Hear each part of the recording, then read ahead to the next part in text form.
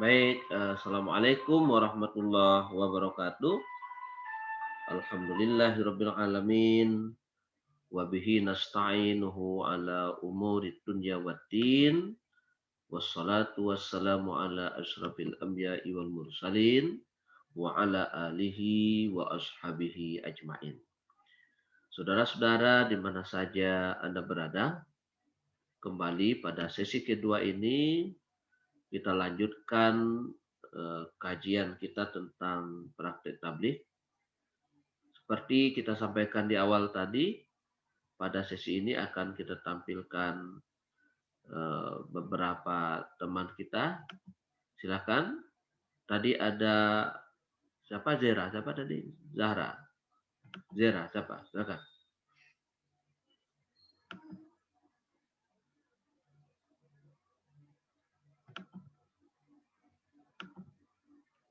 Silakan Zahra.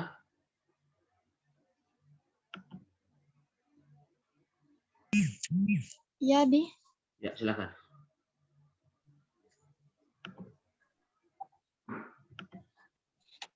Assalamualaikum warahmatullahi wabarakatuh. Waalaikumsalam warahmatullahi wabarakatuh. Alhamdulillahirabbil alamin wa bihi nasta'in ala umuri dunya waddin. Asyhadu an la ilaha illallah wa asyhadu anna Muhammadan abduhu wa rasuluh la nabiyya ba'da amma ba'du. Syukur alhamdulillah, marilah kita ucapkan kepada Allah Subhanahu wa taala yang mana Allah masih memberikan kesempatan kepada kita semua untuk hadir bertatap muka walaupun secara daring dalam rangka beribadah kepada Allah Subhanahu wa taala. Selanjutnya selawat beserta salam kita ucapkan kepada Allah, semoga disampaikannya kepada Nabi junjungan kita, yakninya Nabi Muhammad sallallahu alaihi wasallam. Nabi Muhammad adalah manusia yang berputih tulang, berjuang tak takut dengan kilat dan pedang, tak gentar dengan banyaknya musuh yang menghadang. Beliau terus berjuang mengajak umatnya menuju jalan yang terang benderang. Jalan yang membuat tenang dan jalan yang akan memimpin manusia ke dalam pintu gerbang surga dan jalan yang akan menyelamatkan umat manusia dari jurang neraka. Untuk itu, marilah kita kirimkan selawat beserta salam kepada beliau dengan berlafazkan Allahumma sholli ala Sayyidina Muhammad wa ala alihi Muhammad. Baiklah, saya tidak akan memperpanjang kata-kata mukadimah, langsung saja masuk ke judul tausiah saya pada kesempatan kali ini yang saya beri judul yaitu hidup yang bermanfaat. Hadirin yang berbahagia, kita semua mengerti bahwa kehidupan di dunia ini hanyalah pantauan. Yang namanya merantau, cepat atau lambat akan pulang ke kampung halaman. Akhirat adalah kampung halaman tersebut, abadi dan kekal di sana. Dalam sebuah hadis yang diriwayatkan oleh Imam Bukhari yang artinya, hiduplah di dunia laksana orang asing atau orang yang menyeberangi jalan. Yang namanya orang asing pasti akan pulang ke kampung halamannya. Dan yang namanya menyeberangi jalan pasti akan sampai di penghujung jalan. Hidup dunia ini akan menemui titik sampai dan titik akhir. Untuk itu, marilah kita selalu beramal soleh agar kita bisa memberi kebahagiaan di dunia maupun di akhirat. Amin ya rabbal alamin. Dalam sebuah hadis Sallallahu Alaihi Wasallam bersabda yang artinya yang ada 5 perkara. Yang pertama, masa muda sebelum datang masa tuamu, masa sehat sebelum datang masa sakitmu, masa kayamu sebelum datang masa miskinmu, masa luangmu sebelum datang masa sibukmu, dan masa hidupmu sebelum datang masa matimu. Hadirin yang berbahagia, setiap yang hidup di dunia ini pasti akan musnah, dan segala sesuatu selain Allah pasti akan musnah, dan segala sesuatu selain Allah akan pasti binasa. Tidaklah semua orang di antara kita berpikir tentang keadaan dan mengingat akan tempat kembali. Dengan merenungi semua itu, barangkali akan kembali kepada Allah dan kita akan berusaha memperbaiki semangat itu dan bertaubat kepada Allah, dan taubat itu Allah akan mengampuni segala dosa yang pernah kita perbuat. Hadirin yang berbahagia, banyak sekali orang yang sudah lupa akan kematiannya, berjalan berlagak dengan pakaian kesehatannya, bersukaria dengan nikmat keafiatannya, dan merasa bangga dengan ketegaran dan kemudahannya. Tiada terlintas sedikit pun adanya kelemahan dan tiada terbayang sedikit pun kematian akan menghampirinya. Banyak sekali orang yang telah tergelincir kakinya tanpa didahului rasa sakit dan penyakit. Kematian akan datang kepadanya secara mendadak, seperti mendadak hewan-hewan buas menerkam mangsanya. Kematian akan merenggut tanpa penundaan dan pengunduran. Dalam firman Allah Quran surat Al-A'raf ayat 34 yang berbunyi, A'udzu billahi minasy syaithanir rajim. Bismillahirrahmanirrahim. Walikulli ummatin ajalun fa idza jaa ajaluhum wa idza jaa ajaluhum la yasta'jiruna sa'atan wa la yastaqdimun. Shadaqallahul azim. Yang artinya, dan setiap umat mempunyai ajal atau batas waktu. Apabila ajalnya tiba, mereka tidak dapat meminta penundaan dan percepatan sesaat pun. Hadirin yang berbahagia, dapat disimpulkan dari tausiah saya yang di atas, yaitu ajal kita tidak bisa maju ataupun mundur, dan kita tidak bisa lari dari yang namanya kematian. Kalau jatah hidup kita telah habis, kematian itu akan datang tanpa perlu meminta izin.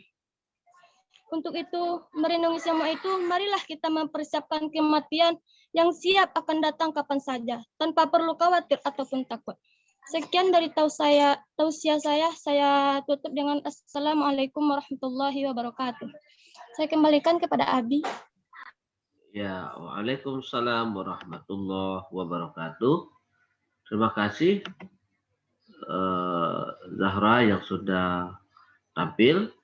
Nah, sebelum kita komentari, kita coba undang lagi yang lain. Husain, silakan. Sudah bergabung, Husain?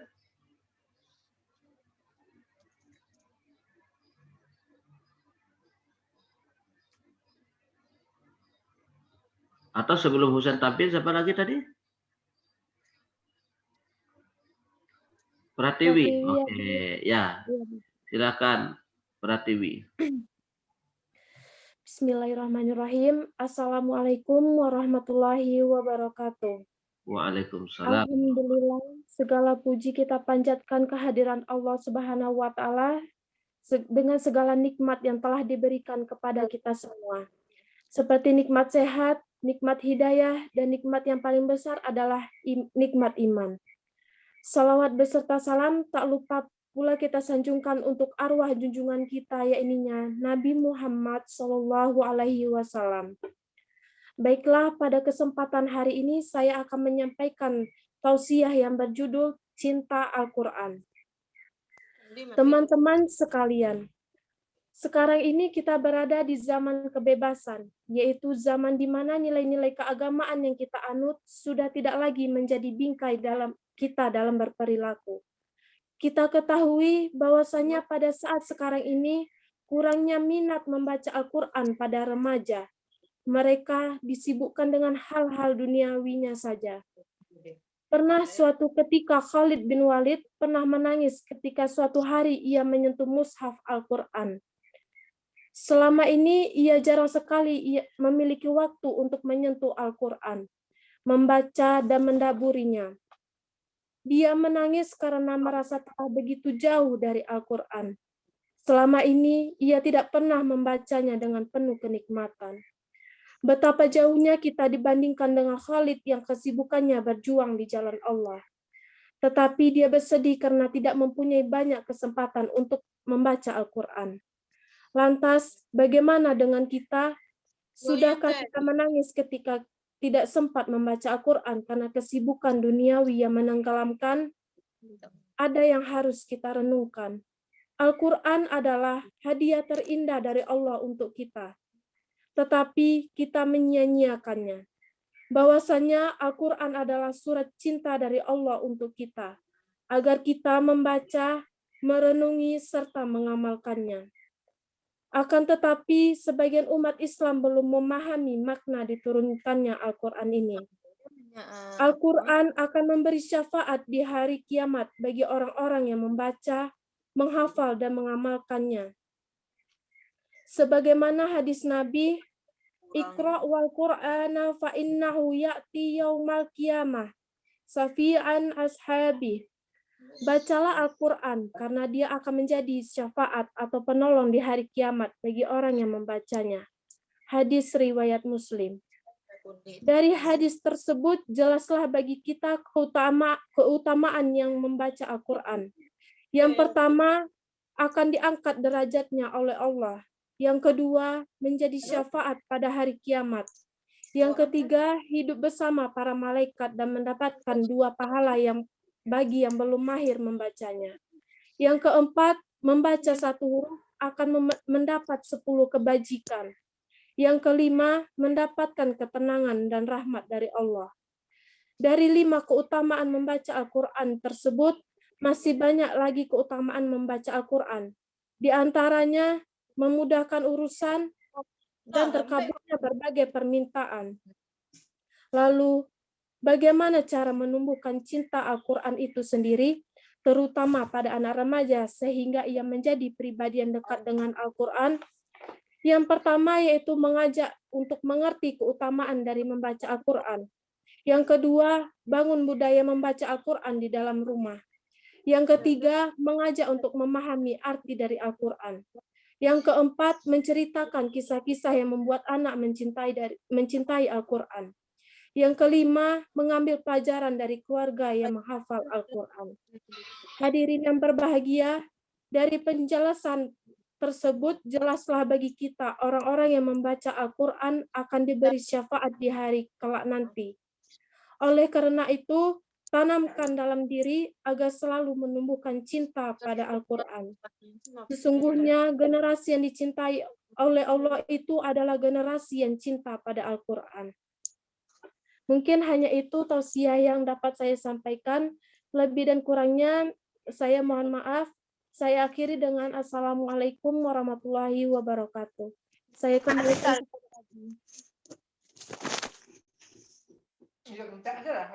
Waalaikumsalam warahmatullahi wabarakatuh. Baik. Kita undang satu lagi. Sudah masuk Usen?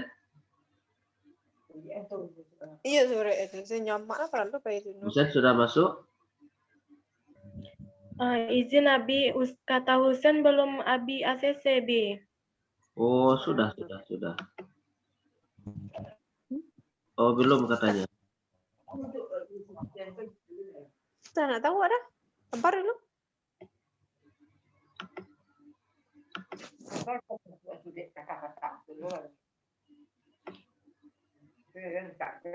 Oh ya, sudah masuk dia, sudah masuk.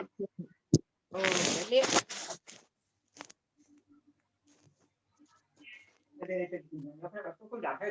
Baik,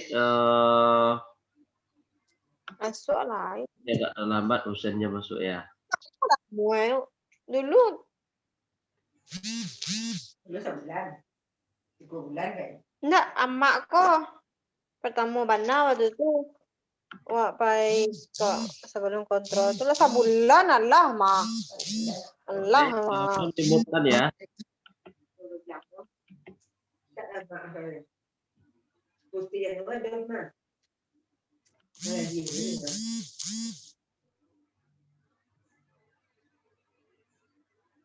Oke, Husen, silakan Husen.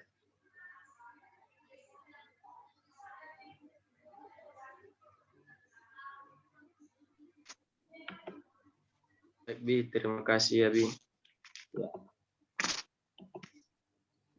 Bismillahirrahmanirrahim. Assalamualaikum warahmatullahi wabarakatuh. Alhamdulillah. Waalaikumsalam warahmatullahi wabarakatuh. Alhamdulillah.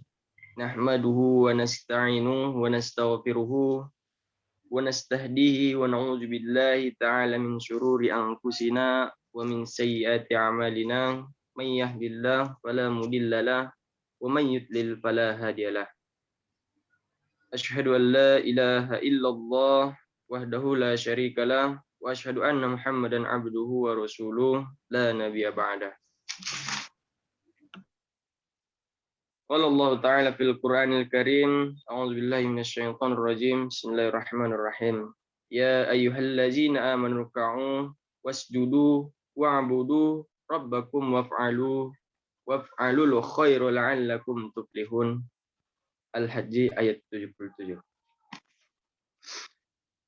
Alhamdulillah, pada pagi yang cerah ini kita masih diberikan oleh Allah nikmat yang tiada tandingannya, yaitu nikmat iman dan Islam serta nikmat kesehatan dan kesempatan, sehingga kita masih bisa mengikuti perkuliahan praktik tabligh.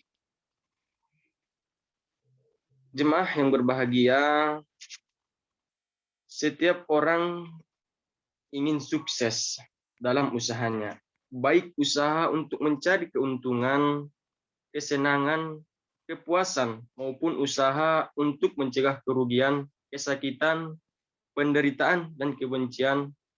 Untuk mencapai kesuksesan itu, ia harus memiliki beberapa hal di antaranya. Yang pertama, jemaah yang berbahagia, adalah iman. Iman di sini adalah tasdik bil al-qalbi, ikrar bil al-lisan, dan af'alu bil al-jawari. Diterima kebenaran oleh Allah itu dengan hati, diucapkan dengan lidah, dan dilakukan dengan perbuatan. Ketiga aspek tersebut adalah satu dan menyatu dalam diri seseorang yang beriman. Bila ketiga hal tersebut belum sejalan dan seimbang, makanya belum sempurna.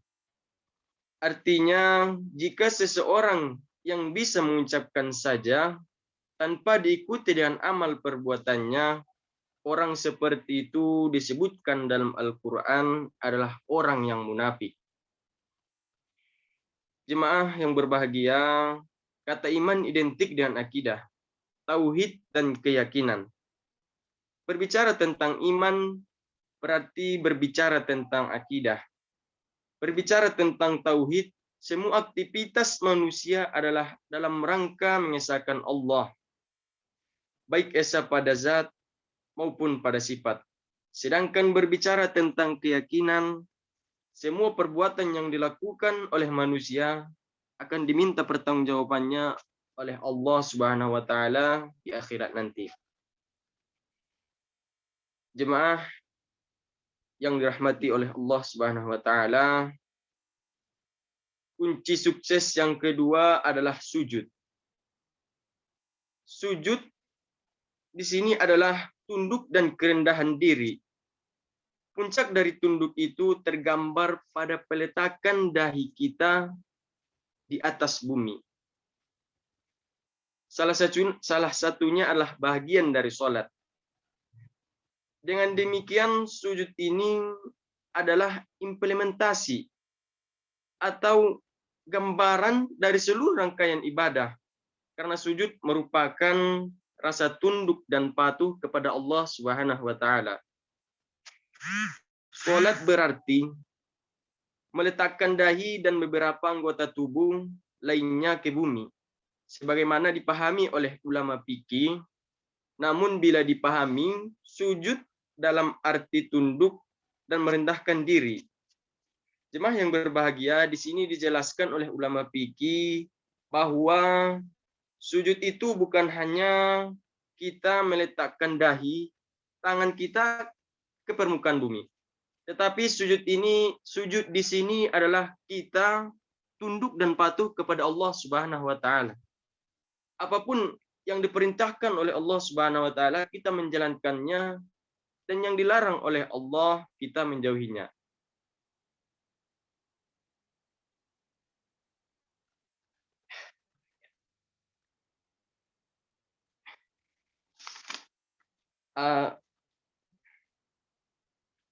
Jemaah yang berbahagia,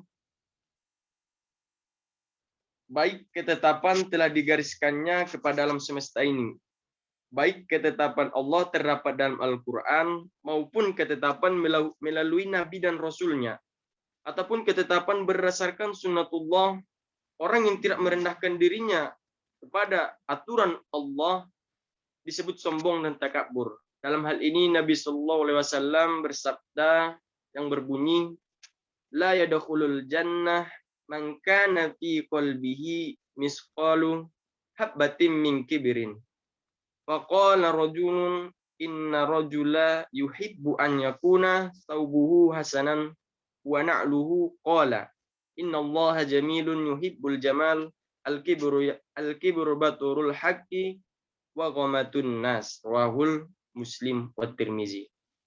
Tidak akan masuk surga barang siapa yang terdapat dalam hatinya kesombongan walaupun seberat biji sawi. Maka ada seorang yang bertanya kepada Rasulullah SAW, bagaimana kalau ada seseorang yang senang dengan baju yang indah dan sandal yang baik? Apakah ia sombong?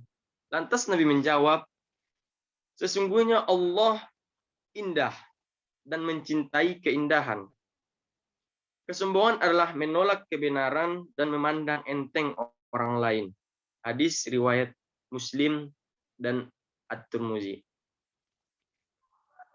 Jemaah yang berbahagia, apabila kita mau melihat keadaan hari ini, betapa banyaknya orang yang sholat, tetapi perilaku dan sikapnya tidak tunduk kepada ketentuan oleh Allah Subhanahu wa taala.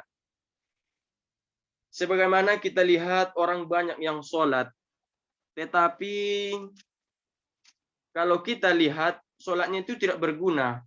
Dia hanya sholat, orang rukuk, dia rukuk, sujud, dia sujud.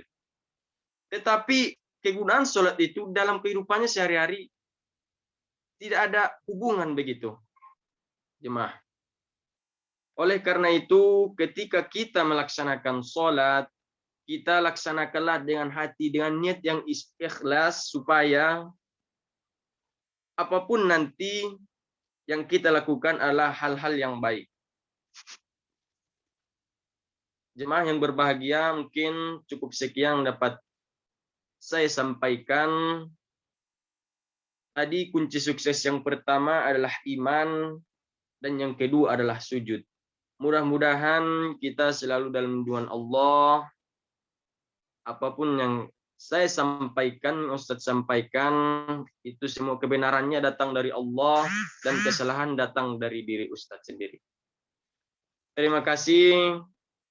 Banyak maaf. Wabillahi taufiq wal hidayah. Assalamualaikum warahmatullahi wabarakatuh. Waalaikumsalam warahmatullahi wabarakatuh. Baik, saudara-saudara sekalian, sudah ada 3 orang yang tampil pada sesi ini. Silakan bagi yang ingin memberikan menginfakkan ilmu dan gagasannya untuk perbaikan, mulai dari yang disampaikan oleh Zahra, kemudian Pratiwi, kemudian ada Hussein. Mungkin ada hal-hal yang perlu ya ditambahkan sebagai kita sebagai jamaah yang mendengar, mubalighah kita tampil. Silakan. Siapa yang mau berbagi? Boleh ditujukan kepada ketiga-tiganya atau spesial ditujukan kepada siapa? Bisa ke Zahra, bisa ke Pratiwi, atau bisa ke Hussein. Atau ketiga-tiganya, atau kedua-duanya, atau satu dari yang 3. Silakan.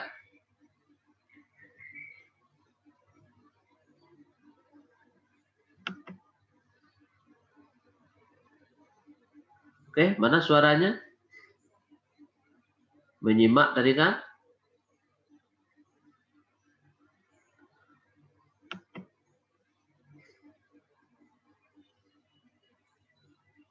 Ada enggak masukan dari kawan-kawan yang hadir?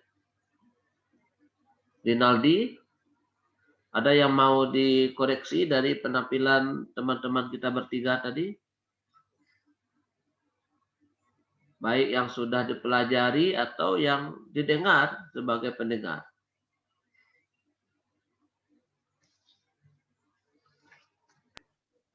Baik, Bi. Assalamualaikum warahmatullahi wabarakatuh. Waalaikumsalam. Setelah saya mendengar dari ketiga penyampaian baik khutbah, ceramah dan sebagainya, nah itu dirasa cukup lebih. Ya. Cukup ya. Nah, selebihnya saya kurang tahu. Ya. Nah, hanya itu saja, Bi. Ya, terima kasih. Ya, sama-sama. Cukup ya. Udah yang lain? Izin, Bi. Ya, silakan. Dari penyampaian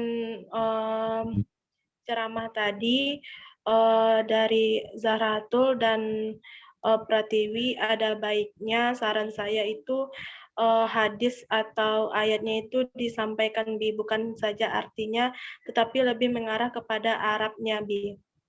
Dan lebih tenang dalam penyampaian ceramahnya. Selebihnya sudah bagus. Sekian dari saya, Bi. Assalamualaikum warahmatullahi wabarakatuh. Iya. Waalaikumsalam warahmatullahi wabarakatuh. Oke, masih ada satu lagi, silakan. Siapa yang berminat sebelum kita komentari?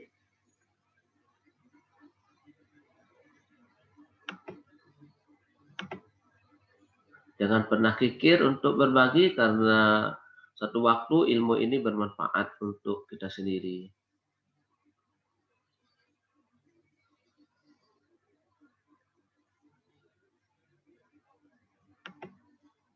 Oke, Diana ada? Masih bergabung, Diana? Diana ada masukan? Silakan, Diana.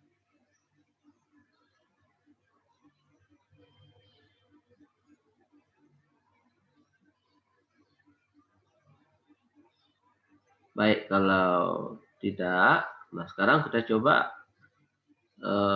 satukan ya apa yang sudah disampaikan oleh teman-teman kita tadi. Pertama, berkaitan dengan apa yang dipaparkan oleh Zahara. Zahara apa judulnya tadi? Coba dikembalikan. Apa tadi Zahara judulnya? Hidup yang bermanfaat, Abi. Apa? Hidup yang bermanfaat. Oh, hidup yang bermanfaat. Jadi benar apa disampaikan oleh teman tadi, akan lebih baik kalau yang disajikan itu ada kesan kita tidak membaca satu ya. Caranya seperti yang kita katakan tadi. Nah, misalnya ada redaksi ya, kalimat itu sederhana sebetulnya. Misalnya dari uraian saya di atas, itu biasanya orang dalam suatu majelis ada menyampaikan makalah ya, membacakan makalahnya.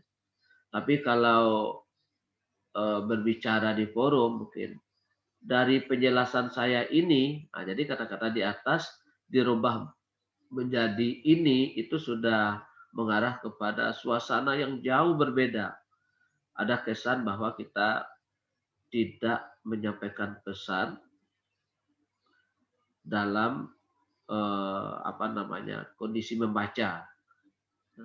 Kemudian teman-teman tadi menyarankan baca lafaz ayat dan hadis ya. Kemudian untuk Pratiwi, saya pikir kita kembali begini Pratiwi dan kawan-kawan sekalian. Oh, ternyata mukadimah dengan menggunakan lafaz Arab ya, dan membaca ayat dan hadis itu nanti, itu dia punya energi sendiri. Untuk kita kan satu huruf, kalau baca ayat ya, satu huruf itu kan satu pahalanya, bahkan 10 ya. Dalam keadaan situasi tertentu bisa bernilai 10. Itu satu huruf. Nah, berapa huruf kita baca? Nah, yang kedua, telinga kita ini ketika membaca lafaz Arabnya, benar membaca ayat dan hadis, itu akan meyakinkan batin. Nah, maka ayat itu merupakan obat. Dia punya daya tarik. Nah, coba misalnya kalau yang membaca ayat itu dengan kekarian dan kekariahannya misalnya, maka para pendengar pasti terikat, terpengaruh batinnya. Karena fitrah kita itu mendengarkan ayat-ayat Allah itu tertarik dia. Karena punya daya tarik, potensi Qur'ani itu sangat potensial untuk mempengaruhi rasa pada jiwa manusia itu. Nah, itulah kehebatan Al-Quran, kan dia punya mukjizat ya. Al-ijaz. Ijaz itu bisa mengalahkan yang lain. Jadi kalau misalnya kita ceramah, lupa itu menggunakan Arabnya atau mukadimah Arabnya, padahal itu bagus isinya kan. Sebahagian kalangan menjadi kering ya. Apalagi yang mendengarkan itu kawan-kawan yang dari pondok, masyarakat yang dari kecilnya sampai dewasanya itu dibesarkan dengan Al-Quran. Dia akan menjadi obat dan punya daya tarik tersendiri ketika membaca ayat dan hadis itu dibaca lafaznya. Nah, jadi disarankan kepada Pratiwi dan kawan-kawan ya, silakan nanti latihan untuk membaca mukadimah yang Arabnya. Kemudian misalnya membaca istilah itu nanti juga lihat dulu kamus ya. Kemudian lihat dulu ejaannya membacanya kayak apa. Misalnya tadi ada misalnya menaburi. Sebetulnya bukan menaburi itu, mentadaburi. Mentadaburi. Merenungi, menghayati, menyelami kan. Mendalami, menghayati ayat-ayat Al-Quran itu merenungi. Mentadabur namanya. Tadabbara ya tadabbaru, tadabburan. Tadabbur ya. Kalau misalnya menaburi berarti kita menyemai. Kalau ini enggak, kita menggali, menghayati, merenungi dan mencari inspirasi dari apa yang dibaca. Nah, itu ya Pratiwi ya. Iya, Bi. Mudah-mudahan bisa lebih sukses lagi. Nah, kemudian untuk Husen ini ya, dan juga untuk kawan-kawan yang lain, saran kita untuk semuanya bagaimana ketika menyajikan pesan itu kayak kita jualan gitu, promosi. Kalau kita mempromosikan sesuatu itu kan ada nama barangnya, ada komposisinya. Nah, baru kita ceritakan. Nah, termasuk kalau bicara tentang kunci sukses, karena sukses itu seluas langit dan bumi, dunia akhirat, dalam berbagai aspek kehidupan, maka perlu pembatasan. Nah, pembatasannya itu di awal-awal pembicaraan. Kalau misalnya durasi penyajian kita 5-7 menit, nah bagaimana kita bijak untuk mencari kata-kata yang pas untuk menyajikan satu aspek saja, tidak usah keseluruhannya. Nah, jadi kunci sukses, jadi kita fokus saja. Kunci sukses itu berapa? Taruhlah misalnya Imam Al-Ghazali misalnya menyatakan konsep sukses itu ada 7. Nah, karena waktu terbatas, bahasanya 1. Nah, lalu nanti dibuat sistematika. Nah, sistematikanya itu bisa jadi makna sukses, indikator sukses, cara mendapatkan kesuksesan. Jadi satu aspek aja. Tidak usah diborong semua. Karena kita sudah mulai berbicara secara fokus. Karena pada hakikatnya fokus itu adalah berbicara secara sistematis. Sistematis berbicara secara urut, terurai, terkait, dan satu sama lain uraian-uraian kita itu merupakan satu kesatuan yang memiliki satu makna. Nah, taruhlah tadi misalnya sukses itu apa tadi ciri-ciri sukses yang pertama, Husain?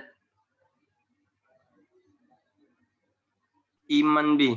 Iman. Iman bi. Nah, jadi pada pertemuan kali ini kita membincangkan tentang masalah iman. Mahwal iman. Nah, untuk membaca mahwal iman itu habis waktu 3 menit. Nah, misalnya imanu tasdiqu bil qalbi wa taqriru bil lisani wal amalu bil arkani misalnya. Nah, itu diuraikan.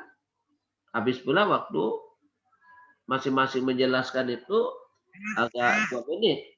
Nah, sudah 5 menit kan? Padahal waktu kita sangat terbatas. Nah, karena itu ke depan ada baiknya kita coba mencari, menggali, dan menyajikan yang bersifat kedalaman. Nah, karena ini tema kita pada semester ini berkaitan dengan tabligh solutif, jangan lupa di akhirnya itu ada advice-nya. Di akhirnya itu ada strategi mengatasi masalah. Misalnya tadi berkaitan dengan iman. Ketika Husain misalnya membaca sifatul minal iman itu kan ada sifatul minal iman, yazidu wa yanqusu. Nah, nanti kamu ceritakan dia bertambah karena apa, berkurangnya karena apa. Indikatornya apa, cara menambahnya kayak apa. Apa amalan-amalan yang akan memperkuat kondisi iman itu. Nah, jadi kita pikir saatnya kita berlatih untuk berbicara fokus, terurai, berurut, satu aspek tapi sifatnya mendalam dan solutif. Saya pikir untuk sesi kedua ini cukup. Mudah-mudahan ada manfaatnya. Selamat berlatih, selamat belajar, dan selalu menerpa diri dengan pengalaman-pengalaman praktik. Praktik lagi, salah lagi, praktik lagi, dan tetap disempurnakan. Karena dengan latihan berulang-ulang ini, kita akan menjadi orang yang bisa menyajikan pesan secara tepat dan akurat. Bisa menggugah dan bisa merubah. Terima kasih. Assalamualaikum.